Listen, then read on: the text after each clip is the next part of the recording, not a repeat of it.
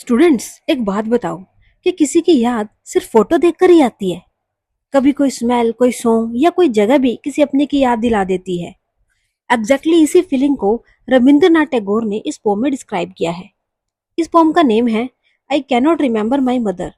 ये सिर्फ एक मदर के बारे में पोम नहीं है, ये उन इमोशंस के बारे में है जो कभी खत्म ही नहीं होते।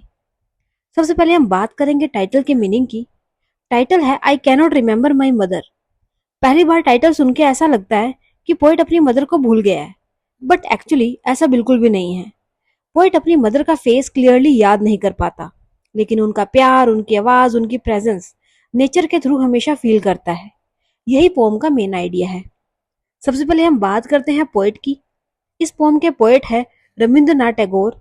उन्होंने अपनी माँ को बचपन में ही खो दिया था, इसलिए उनके पास माँ के क्लियर मेमोरीज नहीं है, लेकिन उनकी फीलिंग्स कभी खत्म नहीं हुई।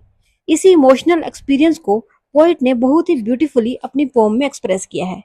ना हम बात करते हैं स्टैंजा वन की। स्टैंजा वन की लाइंस हैं, I cannot remember my mother only sometimes in the midst of my play a tune seems to hover the tune of some song that she used to hum while rocking my cradle.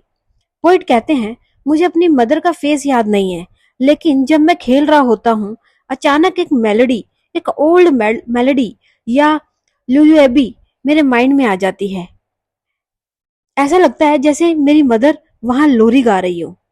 Hover का मतलब है हल्का हल्का आसपास महसूस होना। Poet को लगता है मदर की वॉइस हवा में घूम रही है।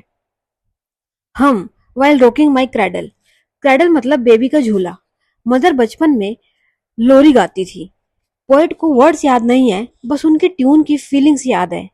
स्टैंजा वन का मैसेज सिर्फ इतना है कि कभी कभी एक सिंपल सॉन्ग भी किसी अपने की याद दिला देता है।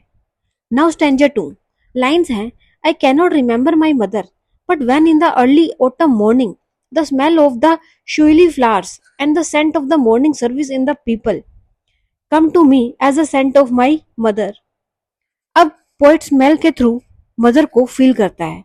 सुबह सुबह ऑटम सीजन में शुइली फ्लावर्स की फ्रेग्रेंस हवा में फैली है। टेम्पल से प्रेयर्स और इंसेंस की स्मेल आती है, मतलब अगरबत्ती की। पोइट को लगता है ये फ्रेग्रेंस बिल्कुल मेरी मदर जैसी है। पोइट ये नहीं कह रहा कि मदर फ्लावर थी, वो कह रहा है उनकी याद इस फ्रेग्रेंस के साथ जुड़ी हुई है, जैसे हम किसी परफ्यूम से किसी पर्सन को याद कर लेते हैं। मतलब सिंपल मैसेज की अगर बात कहें तो स्मेल्स भी मेमोरीज को जिंदा रख सकती हैं। नाउ हम बात करेंगे स्टैंजा थ्री की। लाइन्स हैं, I cannot remember my mother only when from my bedroom window I send my eyes into the blue of the distant sky I feel that the stillness of my mother's gaze has spread all over the sky. अब poet sky को देख रहा है। Blue sky बहुत peaceful लग रहा है। Poet imagine करता है जैसे पूरा स्काई उसकी मदर की लविंग आईज से भर गया हो। मदर्स गेज, गेज मतलब यहाँ प्यार से देखना। पोइट को लगता है मदर आज भी आसमान से उसे देख रही है। ये रियलिटी नहीं है, लेकिन पोइट की इमेजिनेशंस और इमोशंस हैं। नाउ स्टैंजा थ्री का मैसेज सिर्फ इतना है कि ट्रू लव कभी डिसअपियर नहीं होता, बस उसका फॉर्म चेंज हो जाता है।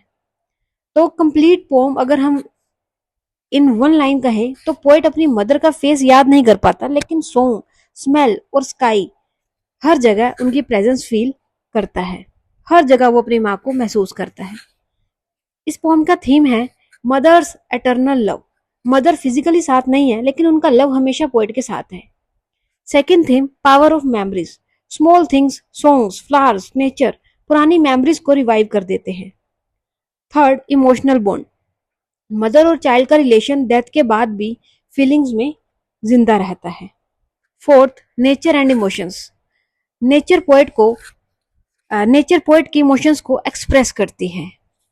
अब अगर हम बात करें पोएटिक डिवाइसेस की, तो यहाँ पर रिपीटिशन काफी यूज हुआ है। जैसे कि आई cannot remember my mother, her stanza के बिगनिंग में ये रिपीट हुआ है, और ये पोइट के पेन को एम्फेसाइज करता है, उसके पेन को दिखाता है, उसके दर्द को दिखाता है।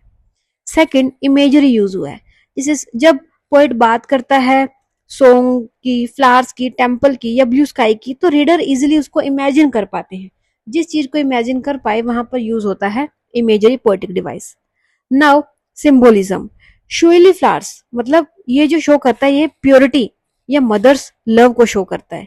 ब्लू स्काई शो करता है एंडलेस लव एंड प्रोटेक्शन, जो वो प्यार जो कभी खत्म नहीं होता, और रक्षा को। सॉन्ग सॉन्ग दिखाता है चाइल्डहुड मेमोरीज को। नाउ फोर्थ यहाँ पे यूज हुआ है पर्सोनिफिकेशन। पर्सोनिफिकेशन जैसे a tune seems to hover, tune actually hover नहीं करती। यहाँ पर ट्यून को ह्यूमन क्वालिटी दी गई है। जब किसी नॉन लिविंग को ह्यूमन क्वालिटी दी जाती है तो वो क्या हो जाता है, पर्सोनिफिकेशन। Fifth, metaphor.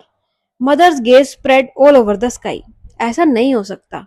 जैसे स्काई को मदर्स के लविंग प्रेजेंस से कंपेयर किया गया है। यहाँ पर आसमान यहाँ मदर के प्यार को दिखा रहा है, उसकी प्रेजेंस को दिखा रहा है। यहाँ पे कंपैरिजन शो किया गया है।